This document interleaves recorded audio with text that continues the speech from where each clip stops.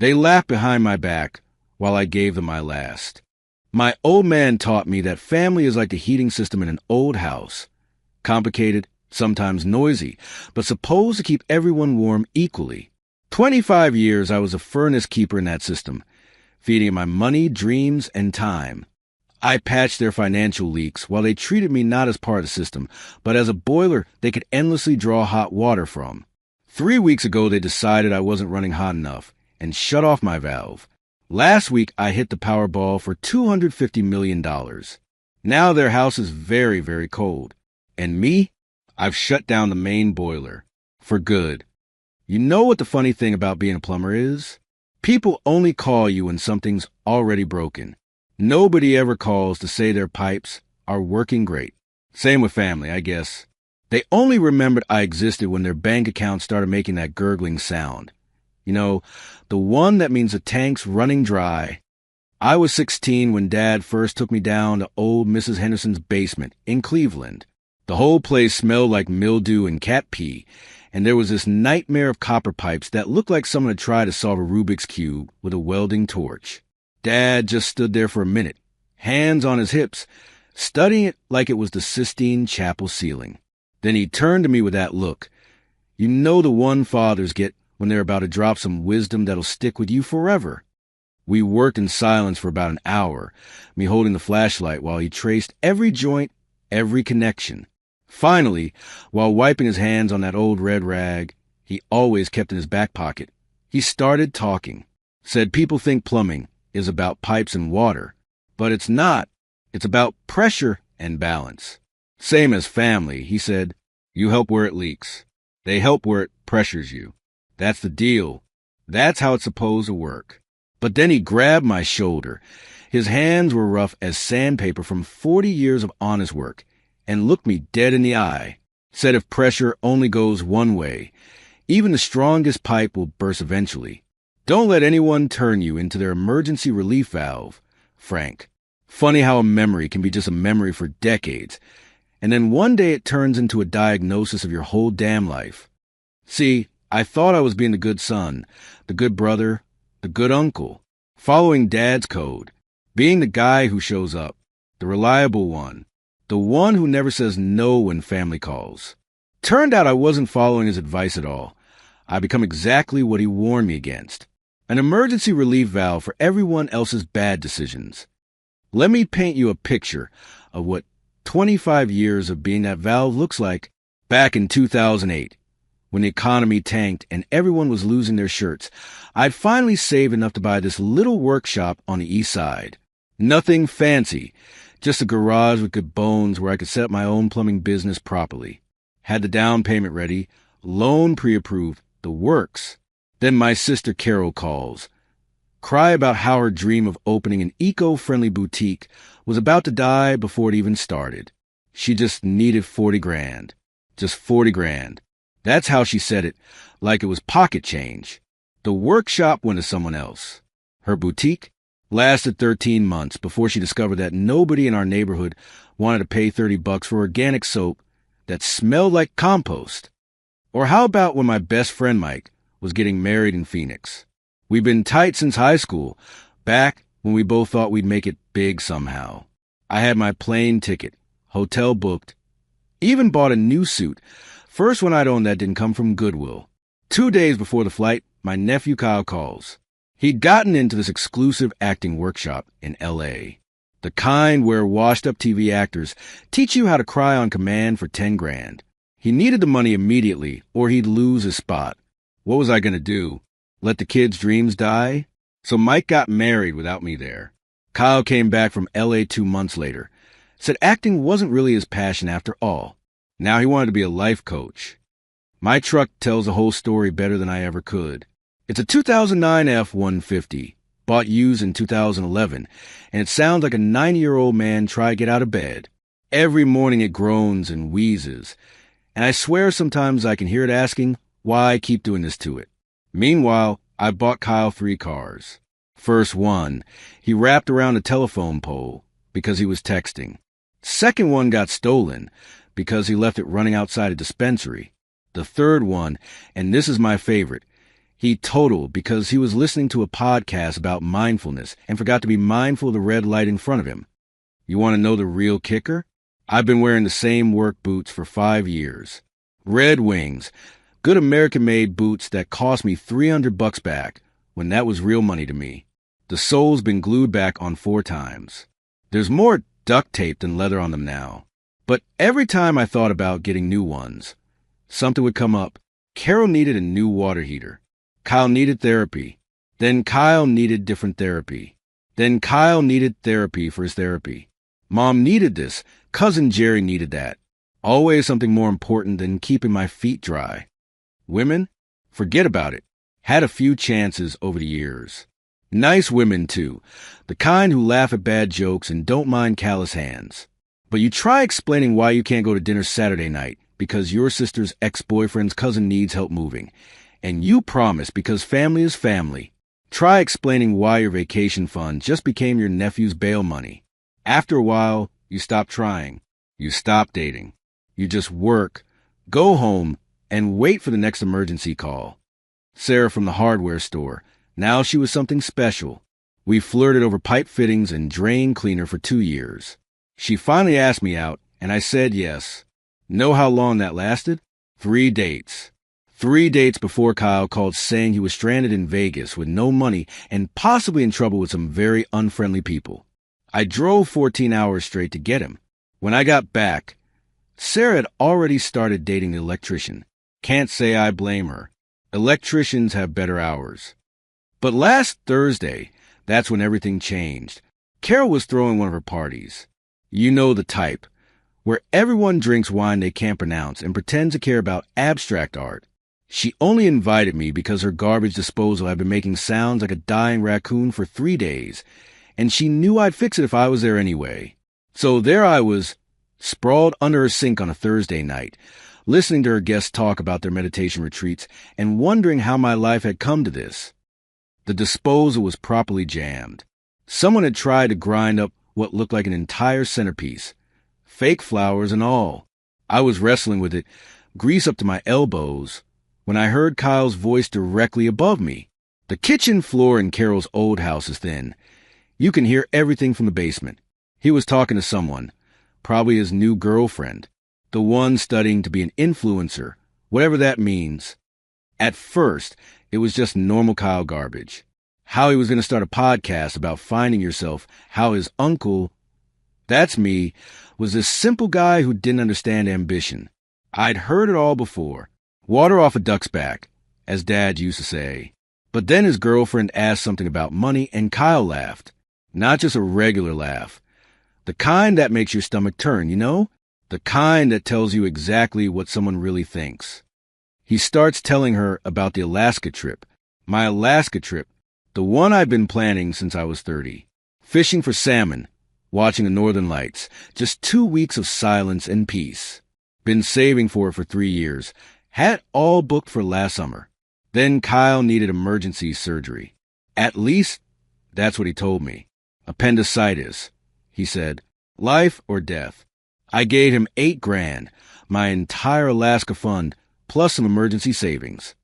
Then I heard it crystal clear through those thin floorboards. Kyle's actual words, bragging to his girlfriend. He said he sent me a picture from a hospital bed he found on Google. Said I was probably praying for him while he was doing tequila shots on the beach. Called me, and these exact words burned into my brain. A predictable old saint. So desperate to matter that I believe anything. Said it was actually doing me a favor, giving my pathetic life some purpose. My hand stopped moving on the wrench. Everything just stopped. You ever have one of those moments where your whole life suddenly makes sense, but in the worst possible way? Like when you finally see the magic I picture, but it's showing you something you never want to see. The girlfriend laughed too. Said something about how it must be nice having a personal ATM. Kyle agreed.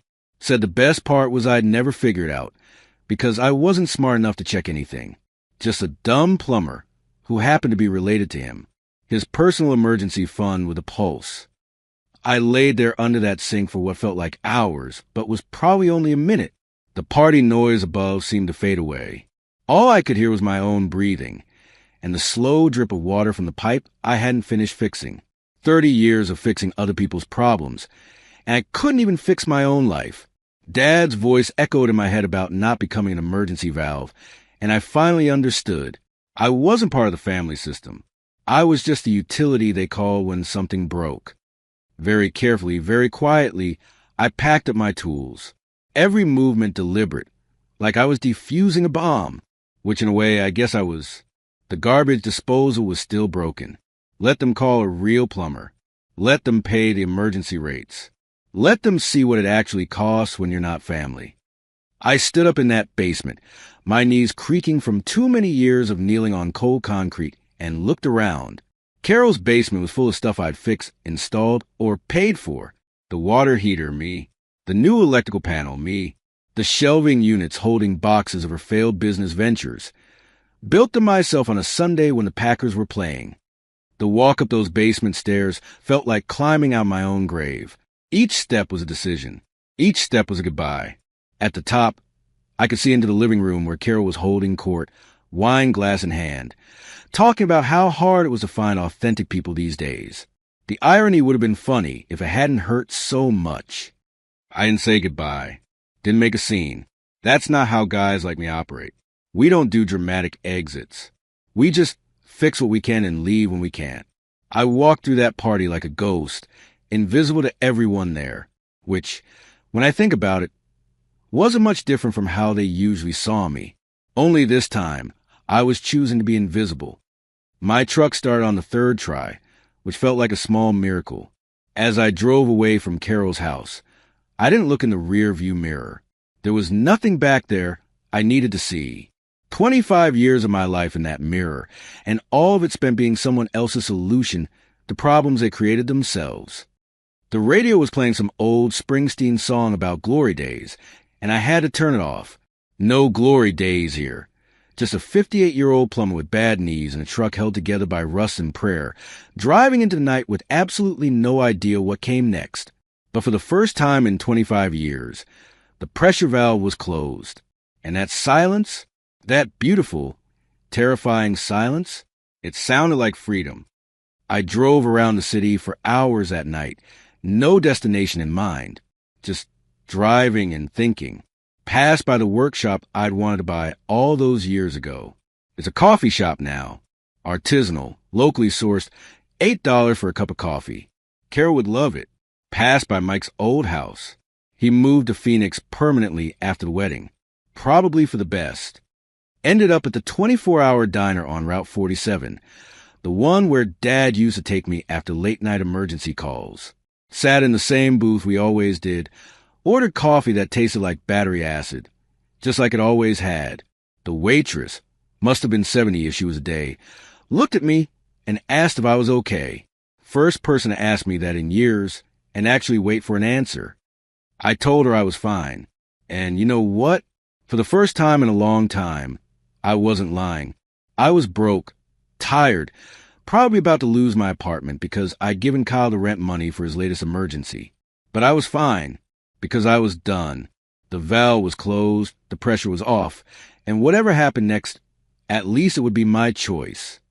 The tools in my truck clinked against each other as I drove home, playing their familiar tune. But it sounded different now. Not like chains rattling, but like wind chimes, like something breaking free.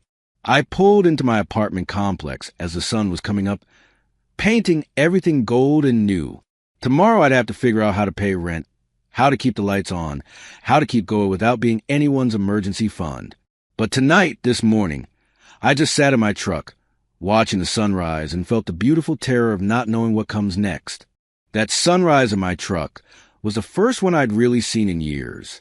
Not just looked at, actually seen. You know the difference. It's like when you finally clean out a drain that's been backing up for months, and suddenly the water flows the way it's supposed to. That's what my brain felt like that morning. Clear, moving, alive. 3 days passed. 3 days of not answering my phone, which had become a symphony of missed calls and text messages. The old Nokia buzzed itself across my nightstand like an angry bee trapped in a jar. Carol called 17 times. Kyle sent texts that went from concerned to annoyed to threatening. Even cousins I hadn't heard from since the last funeral suddenly remembered I existed. Funny how family works. Ignore you for years, then act like you owe them immediate attention the second they need something. But Sunday came anyway. It always does. And Sunday meant family dinner at Carol's. Been going for 15 years straight. Never missed one except when I had that emergency call about the burst pipe at the children's hospital.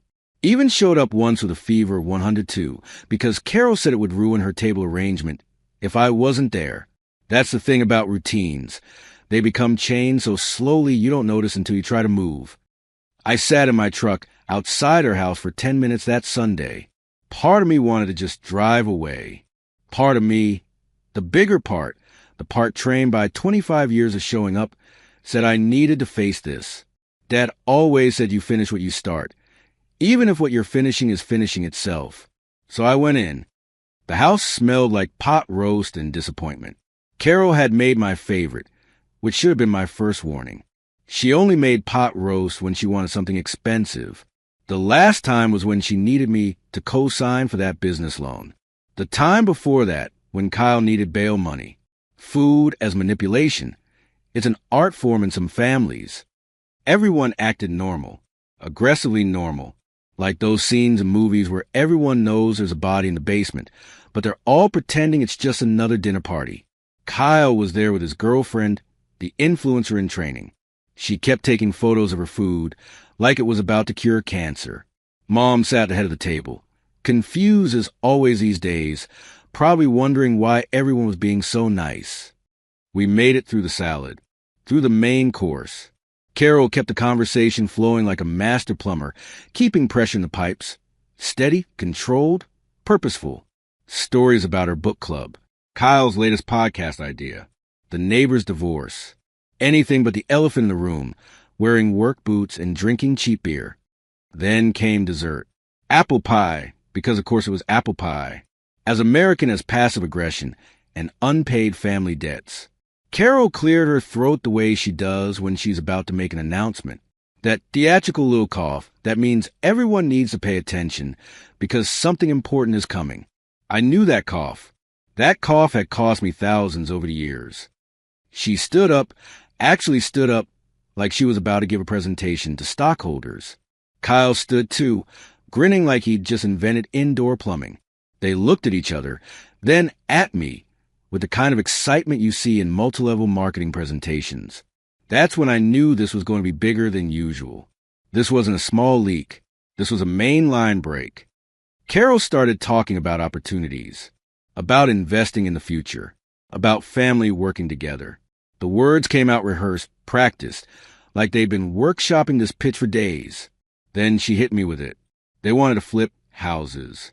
Seen it on TV. Looked easy enough. Great returns, couldn't fail. They had it all figured out. Even had a spreadsheet, which Kyle pulled out on his phone, like he was showing me the cure for mortality. The numbers were absurd. They needed $85,000 for the down payment and initial repairs. $85,000. She said it like she was asking to borrow a wrench. But here's the kicker. They also wanted me to do all the work. For free. Kyle actually used the word opportunity to describe me working for free. Said I'd be their general contractor, their plumber, their electrician, their everything. Said it would be good for me. Keep me active in my retirement years. I wasn't even retired yet. The girlfriend chimed in, said something about how this was my chance to be part of something bigger than just fixing toilets. Just fixing toilets. Like that's all I'd done my whole life. Like keeping water flowing and sewage moving for 3 decades was some kind of hobby. Like the work that destroyed my knees and my back was just something I did to pass the time. Mom nodded along, lost in her own world. She probably thought we were discussing Thanksgiving plans. God bless her. At least dementia meant she didn't have to see what her children had become. Or maybe she could see it all along and chose forget. Can't say I blame her. They kept talking. Projected profits. Timeline. How they'd already looked at some properties. How they'd already told some potential investors about their experienced contractor me.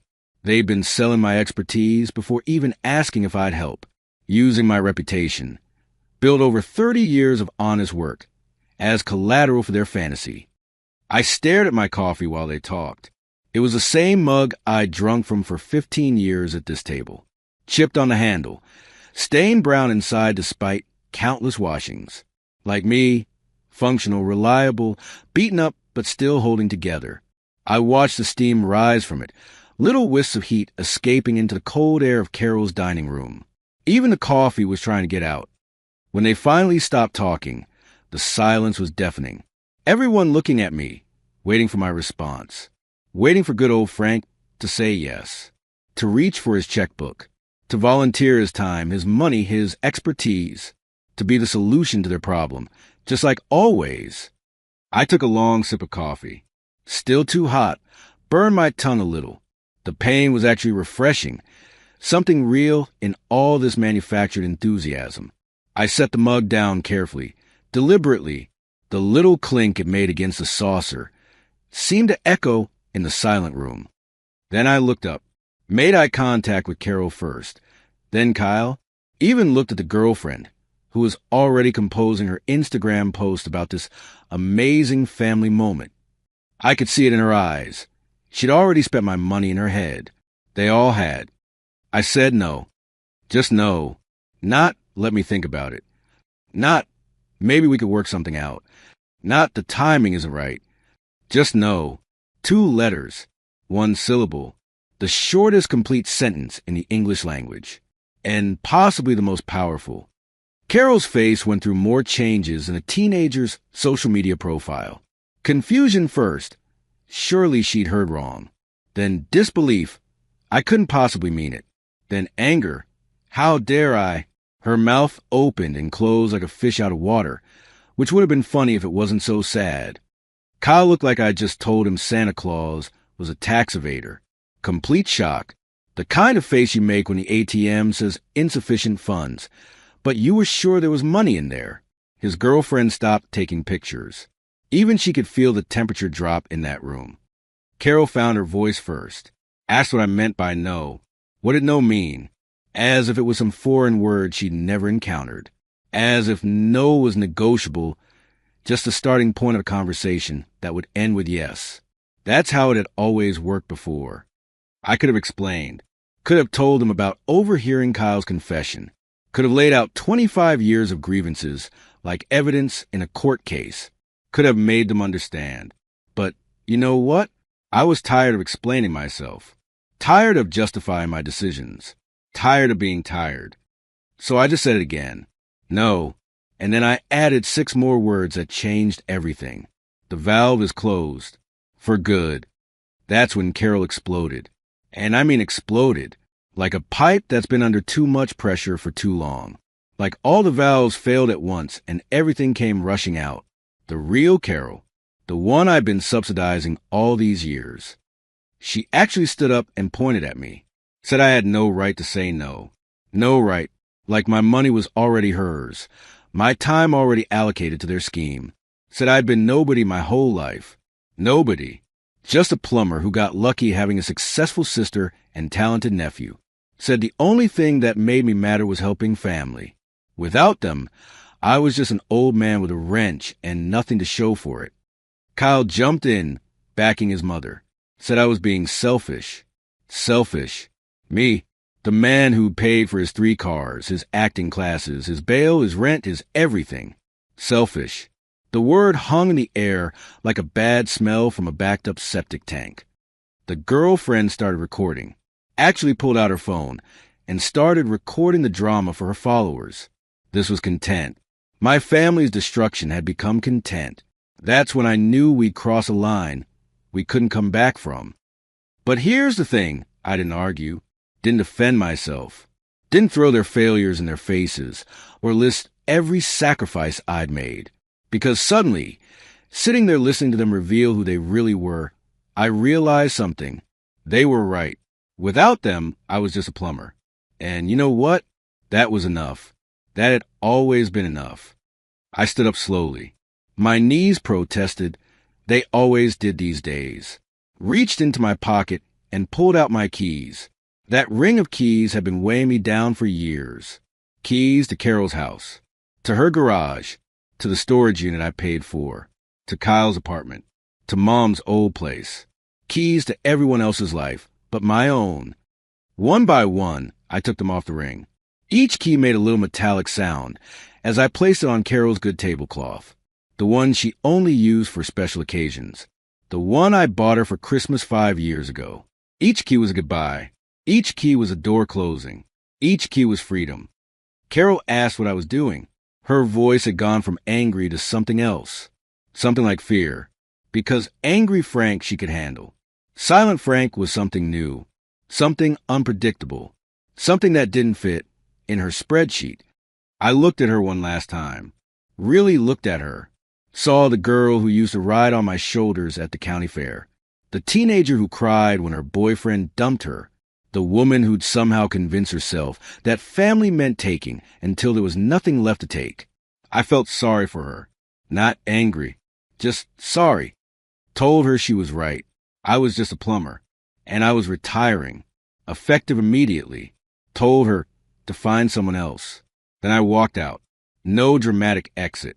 No slamming doors. Just walked out like I was leaving any other job site at the end of a long day. The night air hit me like freedom itself.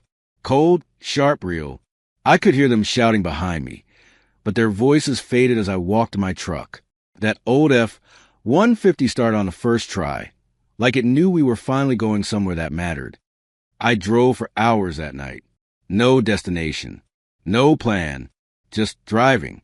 The city lights blurred past like memories I was finally letting go of. 25 years of driving to other people's emergencies, and this was the first time I was just driving for me. Ended up at a gas station around midnight. One of those 24-hour places that sell everything from motor oil to dreams. Needed coffee and aspirin. My head was pounding like someone was using it for percussion practice. The fluorescent lights made everything look sick and green, but somehow that felt right. Everything was different now. Even the light. The kid behind the counter couldn't have been more than 19, probably working to pay for college, or maybe just working to work. He looked tired. I knew that tired. It's the tired that comes from carrying other people's weight. Wanted to tell him to put it down before it broke him, but that's not the kind of advice you take from strangers at midnight. That's when I saw it, right there next to the scratch-offs and cigarettes. A Powerball advertisement. Dream big. It said in letters so bright they hurt to look at. 300 million jackpot. The kind of money that changes everything or ruins everything, depending on who you ask. I'd never bought a lottery ticket in my life. Never. Thought they were a tax on people who couldn't do math. Dad called them hope tickets, little pieces of paper people bought when they'd given up on real solutions. But standing there at midnight, having just walked away from everything I'd known, I thought maybe hope wasn't the worst thing to spend $10 on. The kid asked if I wanted to quick pick or to choose my own numbers. I almost laughed. I'd been letting other people pick my numbers my whole life. Might as well let a machine do it. At least machines don't call asking for bail money. $10. That's what it cost. $10 for 6 random numbers that meant nothing. $10 I would have given Kyle, without thinking if he'd asked. $10 that Carol would have considered nothing when planning her budgets. But these were my $10, spent on my choice, for absolutely no good reason at all. The ticket felt strange in my hand. Flimsy, insignificant, like it could blow away in the wind, and nobody would notice. I folded it once, twice, then stuck it in my shirt pocket. Not because I thought I'd win. Not because I believed in miracles or fate or any of that. Just because for the first time in 25 years, I'd done something purely, stupidly, beautifully pointless. Got back in my truck and sat there for a minute, engine running, heat slowly filling the cab. The radio was playing that Tom Petty song about not backing down. I'd heard 1,000 times, but never really listened to the words. Now they made sense. Sometimes not backing down doesn't mean fighting. Sometimes it just means standing still while everyone else expects you to move. I pulled out of that gas station and headed home, not to face the music or make amends or any of that Hallmark movie garbage. Just home, to my little apartment with its water-stained ceiling and neighbors who fought every Friday night. to my own bed where nobody would wake me up with their emergencies, to my life, whatever that meant now. The lottery ticket shifted in my pocket as I drove, a little reminder of the first irresponsible thing I'd done in decades. It felt good, not the ticket itself, but what it represented, the possibility of possibility, the idea that maybe, just maybe, life wasn't just about fixing what was broken. Maybe sometimes it was about taking a chance on something new. Pulled into my parking spot as the clock hit 2 a.m. The building was quiet, everyone asleep, storing up energy for tomorrow's problems. But I wasn't tired. For the first time in years, I wasn't tired. I was empty, broke, probably about to lose my apartment, definitely about to lose my family. But I wasn't tired. I sat in my truck for one more minute, engine off, just listening to the cooling metal tick and pop. Then I reached up and pulled the lottery ticket from my pocket, looked at those random numbers in the dim light from the street lamp, didn't try to memorize them, didn't kiss them for luck, just folded the ticket back up and stuck it in the glove compartment, right between the registration and an old map of Wisconsin I'd never used. Then I went inside. No looking back. No second thoughts. Just a 58-year-old plumber with bad knees and a lottery ticket, walking into whatever came next. The valve was closed. The pressure was off. And for the first time in 25 years, I was flowing in my own direction. That lottery ticket sat in my glove compartment for 3 days like an unexploded bomb I'd forgotten about. Not forgotten, really. Just ignored. Like a bill you know you can't pay. So you leave it unopened on the counter. Wednesday morning changed all that. I was sitting in the Walmart parking lot, drinking gas station coffee that tasted like someone had filtered it through a dirty sock. My phone was propped against the steering wheel, and I was scrolling through job listings. 58 years old, and looking at entry-level positions like I was fresh out of high school. Pride's expensive when you're broke. The Powerball site loaded slow. I wasn't even check, but there was this ad on the jobs page, right next to experienced plumber wanted, must work weekends. The winning numbers stared back at me from my phone screen. I looked at them, looked at the ticket, looked back at the screen. Did that 3 more times, like my brain was a computer that needed rebooting. The numbers matched, all 6 of them. Even that red Powerball number at the end, sitting there like a cherry on top of an impossible sundae. $250 million. 2, 5, 0, and 6 more zeros after that. No screaming, no jumping, no calling everyone I knew. Not that there was anyone left to call. I just leaned back in that cracked vinyl seat and laughed. Not a happy laugh. More like the laugh you make when you finally get the punchline to a joke that's been setting up your whole life. The pipe had burst all right. But this time, instead of sewage, it was spraying money. You know what's funny about winning the lottery? Your first thought isn't about yachts or mansions. It's about all the ways it can go wrong. Every documentary I'd ever seen about lottery winners flashed through my head. The bankruptcies, the murders, the cousins you never knew existed suddenly showing up with sob stories and lawyers. I sat there in that Walmart parking lot, a multimillionaire in a 15-year-old truck, and my first coherent thought was, well, this is going to be complicated. Drove home slow, like I was carrying nitroglycerin in the back. Kept checking the rear-view mirror, half expecting to see the universe's repo man come and take it all back. But the ticket was real. The numbers were real. The whole impossible thing was real. First thing I did was Google what to do when you win a lottery without destroying your life. The internet's good for something after all. Every article said the same thing. Don't tell anyone. Get a lawyer. Get a financial advisor. Take the lump sum. Don't be an idiot. That last one wasn't in the articles, but it was implied.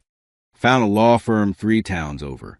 The kind with names that sound like a roll call at Harvard. Morrison, Blackstone, and Associates.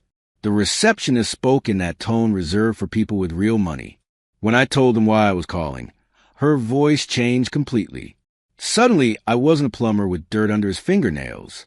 I was Mr. Franklin, and could I please hold for Mr. Morrison himself? Morrison looked exactly like you'd expect. Silver hair, perfect teeth, suit that probably cost more than my truck. but he knew his business. Walked me through setting up something called an anonymous trust, Delaware LLC, layers of legal protection between me and the hungry world. He'd done this before, he said. More common than you'd think. Rich people, he explained, don't just have money. They have fortresses built out of paperwork. The financial advisor was a different breed. Young guy, maybe 35, talked about diversified portfolios and municipal bonds like they were Pokemon cards. But when he showed me the final number, after taxes, after the lump sum reduction, I finally understood what I was looking at. $85,176,000. He kept talking about investment strategies, but all I could think was, that's a lot of plumbing jobs. Told him I wanted it simple. Some in safe stuff, some in moderate risk, and $5 million liquid for immediate needs. He looked at me like I'd asked for my money in pennies. $5 million in checking? Was I insane?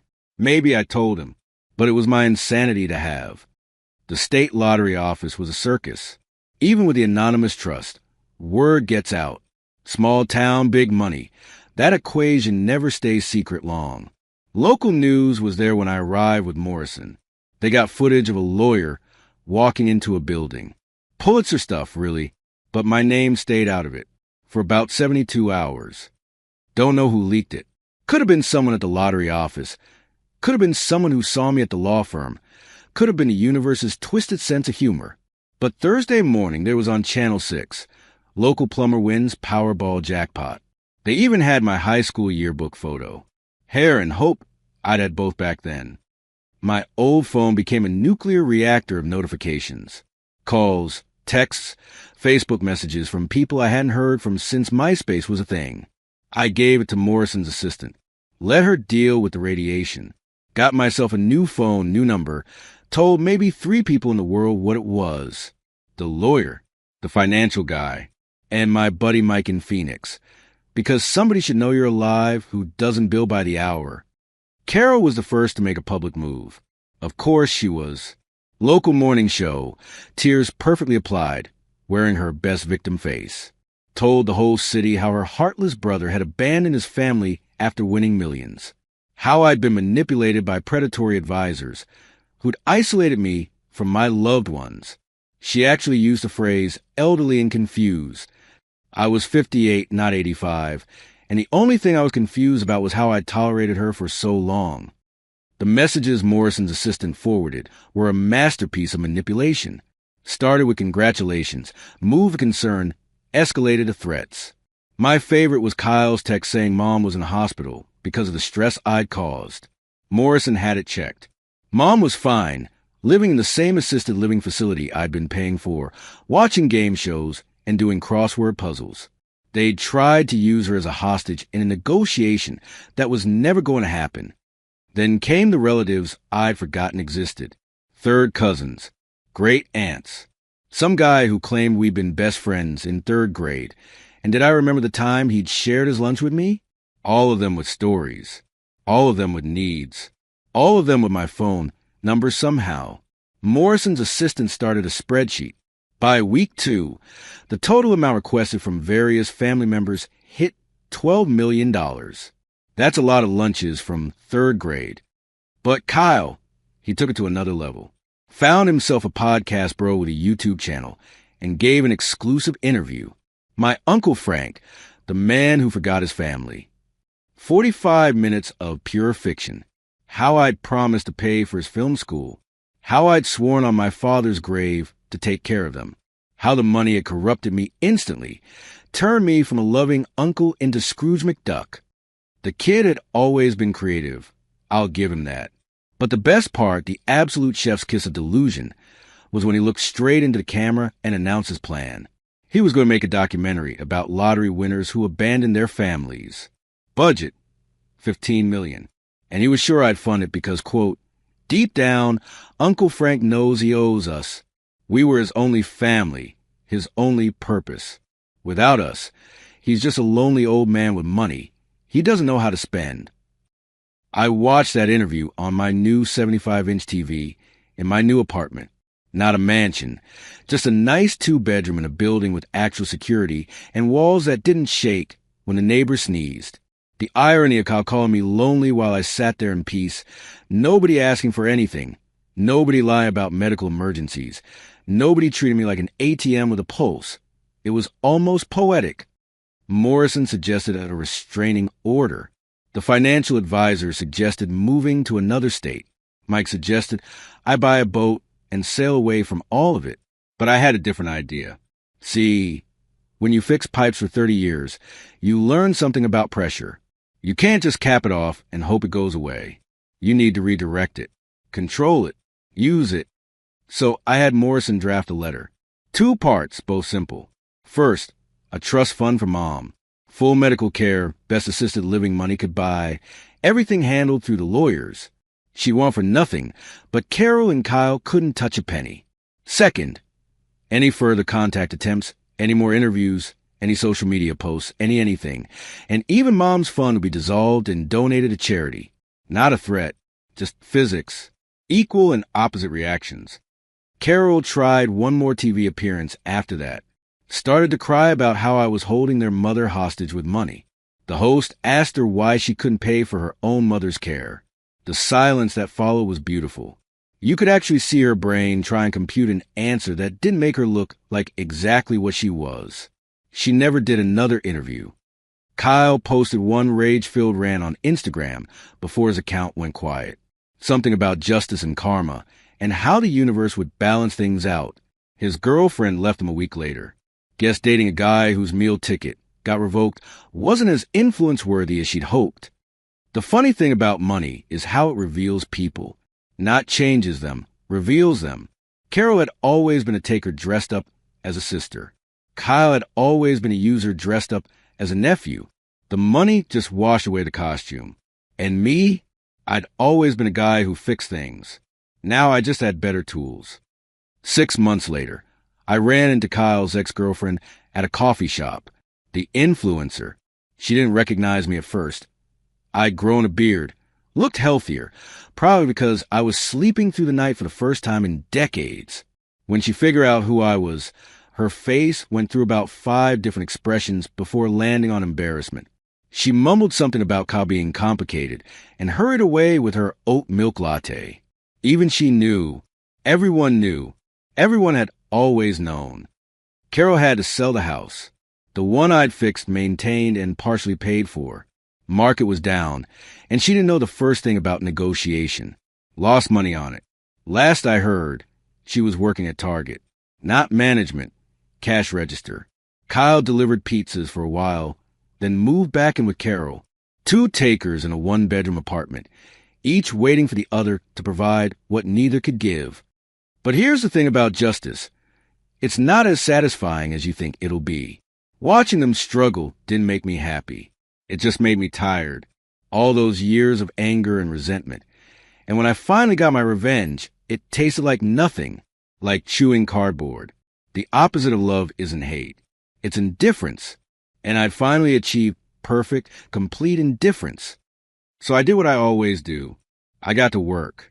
But this time, I was working for myself. Set up a foundation, the Good Connections Grant. Named it after what Dad always said about plumbing in life. The foundation pays for trade school, plumbing, electrical, carpentry, welding, real skills for real work, full ride plus tools plus a living stipend. No loans, no catch, no having pretend gratitude at family dinners. The first kid we sponsored was this 19-year-old named Marcus from Cleveland. Smart as hell, but couldn't afford college and didn't want the debt anyway. Wanted to be an electrician. We paid for everything. 2 years later, he's making $70,000 a year and owns his own truck. Send me a picture of it. F-150, just like mine. But is as new and doesn't sound like it's dying. That's 23 kids now. 23 lives changed. Not saved, I'm no savior. Just changed. Given a chance to work with their hands and make something of themselves without owing anyone anything. They send me updates, sometimes. Pictures of first apartments, new babies, completed jobs they're proud of. Real gratitude, not the manufactured kind you get at family dinners. The presentation ceremony for the foundation was small. No press releases or red carpets. Just me, the board, and the kids getting their grants. I gave a short speech, told them about my dad, about pressure and balance, about building things that last, told them the only thing they owed was to do good work, and maybe, someday, help someone else. That's it. That's the whole contract. One kid asked me if I miss my family. Honest question from a kid who probably had his own complicated story. I thought about it for a long moment. Told him I missed who I thought they were. But you can't fix people like you fix pipes. People have to want to work right. And some people are just broken by design. These days, I live in Oregon, a little place on Crater Lake. Built most of it myself. First time in 40 years I got to work on something without a deadline or someone else's emergency driving the schedule. Every joint is perfect. Every pipe is exactly where it should be. The water pressure is balanced throughout the whole house. It's the best work I've ever done. Got a dog now, rescue retriever named Duke. He's old, arthritic, missing some teeth. Shelter said nobody wanted him because he wasn't young and pretty anymore. I told them that made two of us. He sleeps by my feet while I tie fishing flies. Never caught a damn thing with him, but the tying is meditative, like solving little puzzles with feathers and thread. The money's mostly autopilot now. Investments doing whatever investments do. Foundation running smooth. Mom's taken care of. I don't even check the balance anymore. Once you have enough, more is just numbers on a screen, like a high score in a game you're not really playing. Morrison calls sometimes with updates, usually about Carol and Kyle trying new angles. Apparently, they've started a GoFundMe claiming I'm keeping them from their rightful inheritance. Raised about $300, mostly from other relatives who are probably hoping for a cut. The internet told them to get jobs. Sometimes the internet gets things right. Mike visited last month. First time in 5 years we'd actually sat down together. We fished all day. Didn't catch anything, didn't care. He told me I looked 10 years younger. I told him money can't buy youth, but it can buy really good mattresses and the time to use them. He laughed. Real laughter, not the nervous kind people do around sudden millionaires. Yesterday was the anniversary. 1 year since I bought that ticket. 1 year since everything changed and nothing changed. I'm still a plumber. Still got bad knees. Still drink terrible coffee. But now I do it by choice, not necessity. And that makes all the difference. The phone rings. It's the foundation director. Our newest group of kids just graduated. One of them, a young woman from Detroit, scored the highest marks in her welding program's history. She wants to specialize in underwater welding. Dangerous work, but it pays like crazy. I tell him to make sure she gets the best equipment, the best training, whatever she needs. Because that's what we do. We make good connections. I hang up and look out at the lake. It's so still you could skip a stone clear to the other side if you had the arm for it.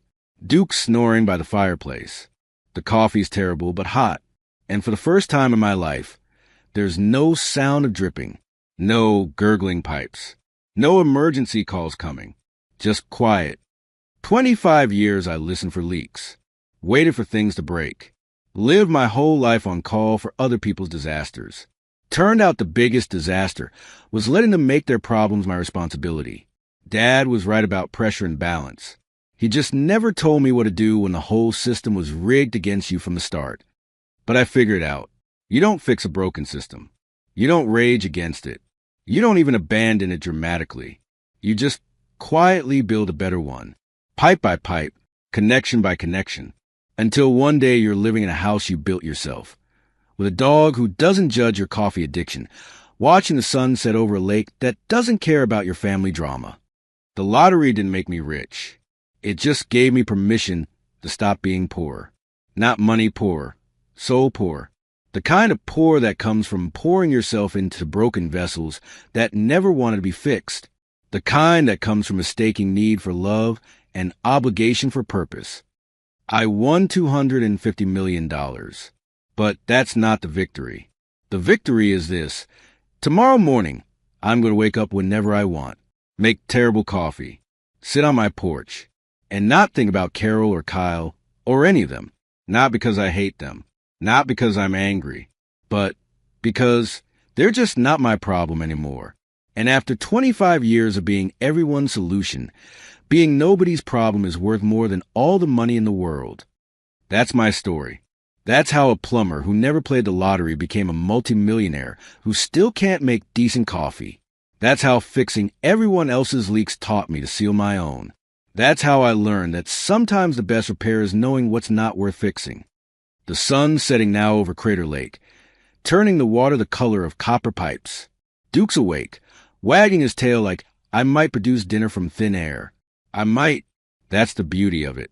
I might do anything or nothing, and both are perfectly fine. The pressure is balanced. The connections are good. And for the first time in my life, the only emergency I have to handle is deciding what to feed an old dog who's earned the right to be picky. Some people win the lottery and lose everything. Some people win and buy everything. Me, I won and learned the most valuable thing you can buy with money is the right to say no. 2 letters, 1 syllable, worth every penny of $250 million.